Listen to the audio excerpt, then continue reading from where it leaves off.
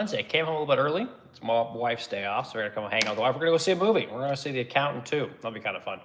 Anyway, topic for today is politics and small business don't work. And there, of course, there are businesses where that does work, but for most businesses it doesn't. And especially if you're going to be in the woodworking business, you're going to be in the painting business, these kind of things. Like, it's not wise to interject your politics into things if you can help it.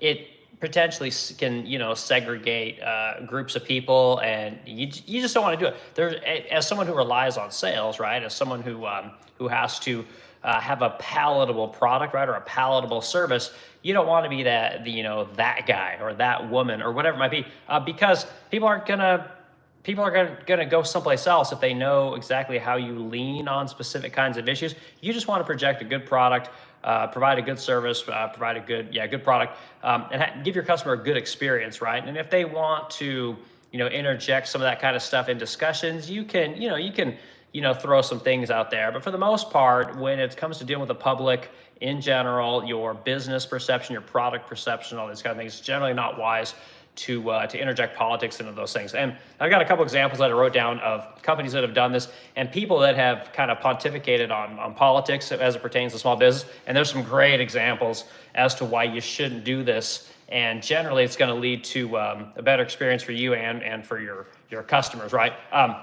So the best example that I like to give of this kind of thing is from Michael Jordan, right? And everyone knows who Michael Jordan is. And actually, hold on. Let me get my spiel here. So my name is Eric Wilkin. I own the Resplendent Crow here in St. Louis, Missouri. And we have a small furniture business, a small paint company. We do like maybe 500 pieces a year. It's a small kind of 7-figure-ish business. And we have about 7 employees. And I talk about what it's like to really run a company as a normie, right? What it's like to run a small business company, or excuse me, a furniture business, small painting company, all these kind of things. And I show people what we do on Fridays. I go through the shop. We look at all the furniture. We look at what went right, what went wrong. And every day about 4 o'clock, I try to talk about a topic that I feel is kind of interesting and that pertains to business, right? So that's what we do. So anyway, back to what I was talking about. So the thing with Michael Jordan. So Michael Jordan once said that Republicans buy sneakers too, right? So kind of a famous thing that he said. And what he was talking about was they wanted him to endorse a candidate there in North Carolina. And he, while he did endorse a candidate that ended up being a Democrat, he didn't want to do it publicly because like everyone knows Michael Jordan as a basketball player, but the truth is that Michael Jordan is a business owner.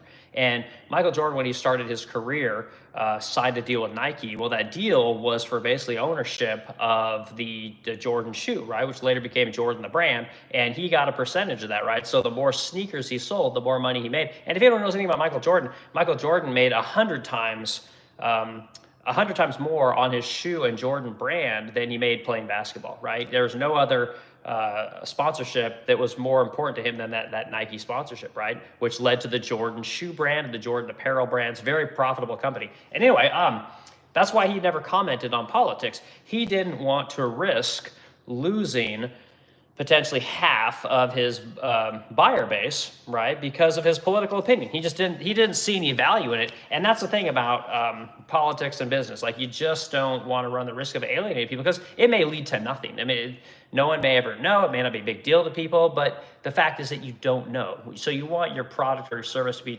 palatable to the most people as possible. That's kind of what you go for. Okay, who do we got here? We got Andy here today.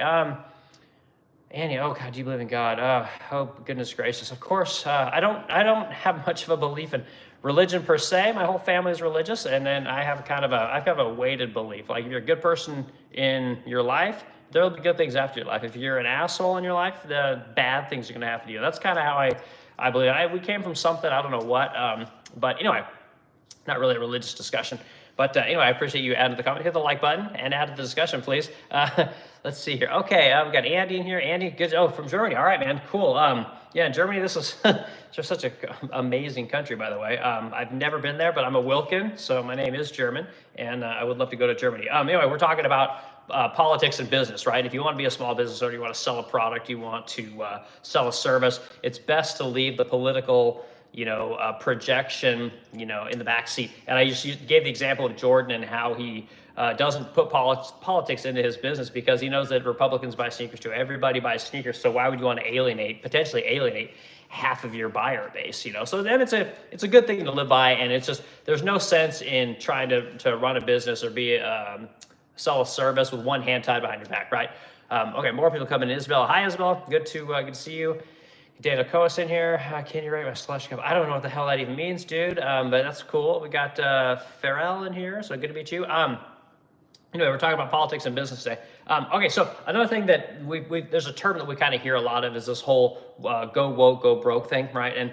And we've seen that that's a real thing. And while a lot of these really large companies, they feel that they have enough of a customer base that they can basically say whatever they want. And truth is that those companies were hurt as well, right? So here in St. Louis, we have a very popular company called Budweiser, right? It's, I think it's the #1 selling beer in the world, maybe it's not anymore. But anyway, they had an advertisement with an influencer who wasn't super popular, I guess. But anyway, their customer base revolted against them, and it led to something like a 25% loss in sales. Which is really significant. I mean, you're talking like billions of dollars. So because they put their politics by using a specific person as an influencer, it told their existing customer base that, hey, we don't value you, and we're gonna use a person who's the antithesis of what you stand for. And anyway, they revolted, and Budweiser, of course, backtracked, and it was a good lesson to them. It was a good lesson to everybody else. Leave that stuff at home. It's not going to help you, especially if you're a small business, right? As small business owners, if we lose 25% of our business because of some kind of a political statement or something that our customer base doesn't agree with, I mean, that's a big deal. That could literally put you out of business in 3 to 6 months.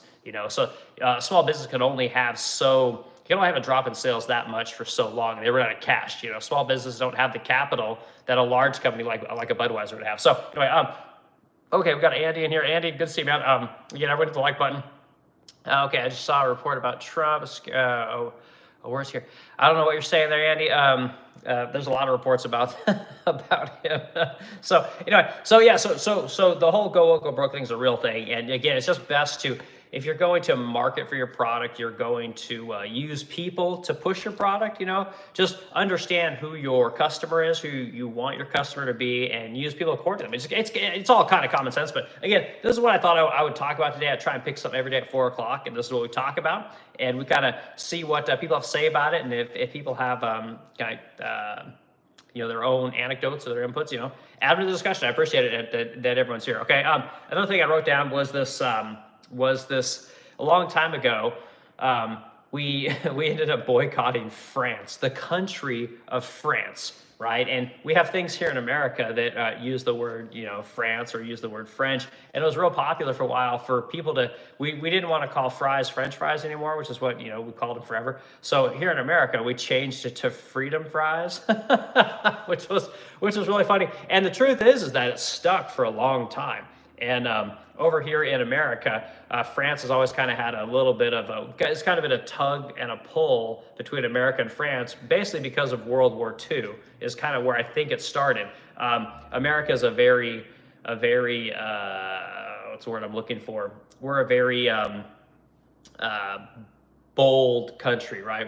We do what we want, we say what we want to say, and we don't mind pushing people around. Like we stand up for ourselves at every point. It's just kind of what the country is built on. And the truth is that France has been conquered many times, to be quite honest. It was conquered by the Vikings, and then, of course, Hitler rolled in and did his thing, and of course America had to come in and save him. So anyway, point is that over the years, we developed a little bit of bad blood. So when it came time to boycott France, and I don't remember the exact reason, but we just decided to call it everything freedom.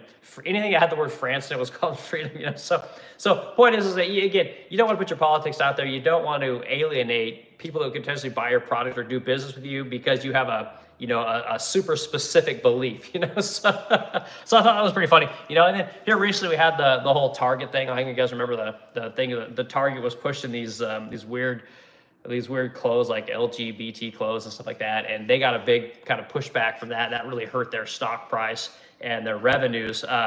And so anyway, you want to stay as palatable as you possibly can to the most amount of people. And I guess what I'll do is I'll talk about like our customer base just a little bit so people kind of understand where I'm coming from. But it's just important that you want people to buy your products, you want people to buy your services, you don't want people to buy your politics. You know, you don't want people to buy your beliefs, because your beliefs don't really matter. Your beliefs don't get you paid, right? It's the product you sell, it's a service you sell. So we've just learned over the years that it's just wise to kind of leave that stuff in the background for the most part if you can, and it goes a long way to growing that customer base, which is what everyone wants to do, right? Like I'm always telling you guys about the Lindy effect, right? And this is this idea that over time, if you're a company in your industry, the longer you can stay in business, the more cachet you develop as a business. As other companies kind of fade off, you're still there, and you basically just rise up and up and up, and eventually you become kind of the business within your industry, not necessarily because you have the best product or the best service, but because you've just been around long enough. You know, you spent advertising over the years, customers have used you over the years, and you just become a very well-known brand, right? You become a very well-known person within your industry, and that's the Lindy effect, you know. So my industry is, of course, furniture, right? It's painting, and if I look at my customer base, the number one customer for me as a furniture maker is the designer, right? This is the designer of of interiors, right? Of interior of homes, stuff like that. And truth is that, you know, a lot of these people, they're right down the middle, right? You got some designer types that are super liberal leaning, you got others that are super right leaning, right? But the truth is that you never really know, because they're in the same boat. You know, amongst each other, they might talk a specific way, and once you have a relationship, you'll end up, you know, you'll figure out who everybody is and what they really stand for. But the front that you put up as a company is always right down the middle. Like you just don't say anything. It's kind of the best. It's just the best approach, you know, and that's what we've learned over the years. So even if, you know, eventually you'll find out, like say I got a designer that's super, you know, left leaning, like I'm gonna talk to them about whatever it is they want to talk about, because truth is they're buying my product, right? So if they want to talk about lefty politics, I'll talk about it with lefty politics. But same thing, got a right leaning, you know, client, I'm going to talk about them about right leaning things. Like you kind of got to be a chameleon a little bit, which, you know, some people might say is you're basically an poser, or you're not being legit. And truly, like as business owners, like we don't have a choice. You know, the only thing we care about, we don't care if you're red, we don't care if you're blue. All we care about is green, right? So as long as you got the green, I don't care if you're red, if you're left, doesn't matter. You know, and that's kind of how everyone else has to kind of take it. Otherwise, you're going to end up only getting business from a specific group of people. Which, if that's how you want to operate, great. You know, but anyway, so back to what I was saying. So there's other like platforms that have picked up over the years where people sell products. Like truth is that we sell our product on Shopify, but basically we sell it on the internet. We're an internet-based company. We don't have a brick and mortar location, right? So truth is that when we put our ads up on Facebook, Instagram, YouTube, Google, wherever they might be, we have to come off as being just a furniture company, right? You don't want people to think of like, oh God, that red that looks an awful lot like a Donald Trump red, you know? You just don't want to think that kind of stuff. You just want to think like, oh man, that furniture is amazing. Like, oh, how do they get that beautiful, you know, high gloss lacquered finish? Like, or oh, that design is fantastic. You just want to be hyper palatable, you know? So yeah, it's one of those things where it's very tempting once you have a brand and a business and you have a little bit of an audience. It's very tempting to open yourself up and say, well, now I'm going to talk about A, B, and C. And it's very difficult, to be quite honest with you, because we all kind of have persuasions, and we all kind of have things that we want to talk about, and we're opinionated and whatnot. But the truth is that you have to be willing to, you know, to have areas where you just don't go into, right? You can on a personal level, but when it comes to your advertising or the whatever the brand is you have, like you just can't have that. It's no good. It's no bueno, as they say. So you got to stay over that kind of stuff. So other things I wrote down is you never know people's politics, right? And this is because we're all in the business of selling things, right? Whether we're selling directly to a customer, whether we're trying to get a job, right, and we're selling ourselves to an employer, whatever it might be, right? When we go to a grocery store to buy groceries, like we have no idea what our grocery store's politics are, and truth is we don't really want to know. You know, it's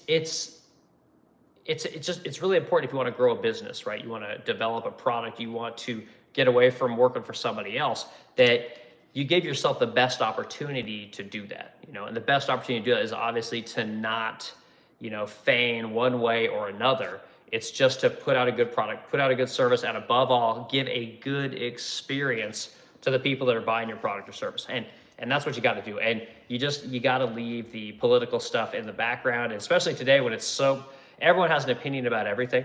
It's very difficult, to be quite honest with you, because sometimes you just want to rail, right? Like whatever your, political persuasion is, you have an opinion, you want everyone to know your opinion, and you're right, and again, you just don't really want to do that. And I find it really tough to do that sometimes. But the truth is that again, in my space, when I deal with furniture, I've got people out in California that buy from me. I got people out in New York that buy from me. Texas, Florida, all these kind of places, and the politics are all over the place.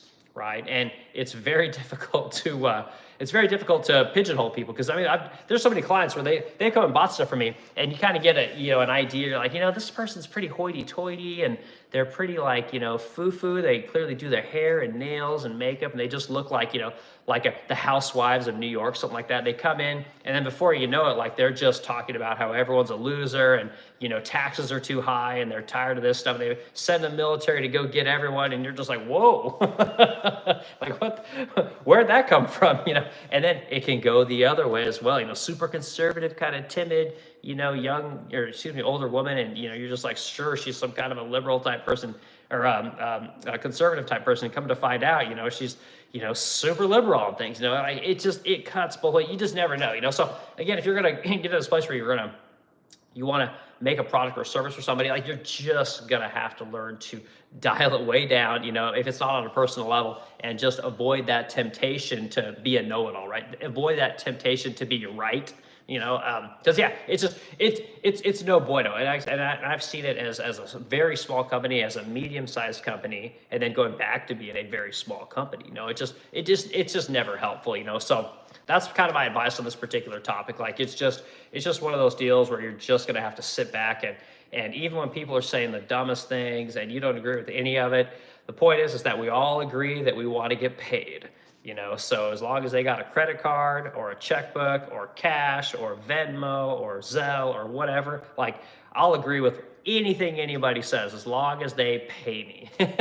That's unfortunately, that's what it means to be a business owner, and truth is again, if more people were business owners, you'd have a lot less people out there talking shit, to be quite honest with you, because again, we'd all be worried about offending other people, because all we really want to do is just get paid. We just want to make products, sell them, and move our business forward. Pay our people and just go through life without anyone giving us too much crap. So anyway, that's kind of the topic I thought I would talk about today. And it's not we got people in here at the beginning, and clearly it's not the most popular topic. But if you're going to be in the small business game, if you said you want to start a small business, avoid the temptation of being super outspoken about those kind of things, because again, like Michael Jordan says, it's Republicans buy sneakers too, and it's not to say that any one is better than the other. It's just that you don't want to alienate your customers, right? You want to alienate the people that are potentially going to buy from you. And I'll say it again. If you're in this position where you want to attempt to be a small business owner, it's really important that again, you get a website. You gotta have some kind of website. People have to know where to find your products, and you have to get some kind of a logo. Spend the $50 on Fiverr and have somebody make you a logo, whatever it might be. And it doesn't even matter if it's a total crap logo. Just get something that people can associate with you, right? And truth is, you can augment or you can change that logo in the early game. It's not a big deal. But you need something, right? People have to be able to associate you with an image, right? Or with a face or something, a name.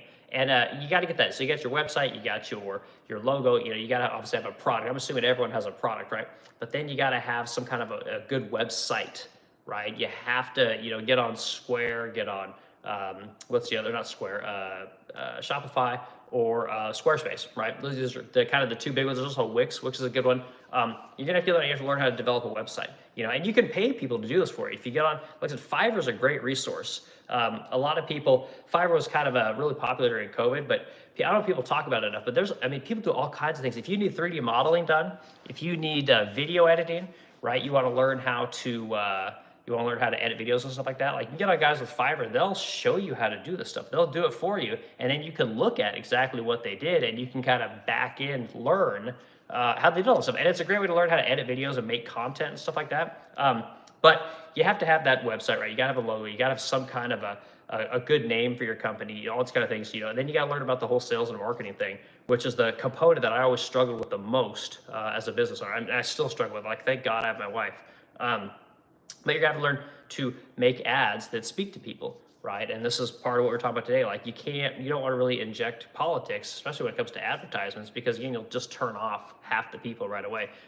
So you need to learn about that advertising, right? You need to learn how to get on Meta and get your ads out there, get on Google Ads, right? And you get on there and get your ads on Google. And this is like literally, it's not rocket science, but it does take time, So it's time times effort equals success, and that's honestly what I think it is. It just takes time, and you just got to be patient, right? Which I did talk about patience the other day. So anyway, that's my talk for today. And like I said, put your thoughts in the comments. Agree with me, disagree with me. It's something that, again, I know people don't talk about it. Maybe it's just common sense, right? But that's why I do these talks. I just talk about something I think is kind of interesting, that kind of speaks to me every day at 4 o'clock. And so if you got ideas for topics, things you want me to talk about, throw them in my comments. I'm happy to listen to them, and I'd be happy to do talks about them. And you can get on these streams every day at 4 o'clock, and you can add to the discussion. Let me know your thoughts. So anyway, everything. Have a great day, and we'll do this again tomorrow.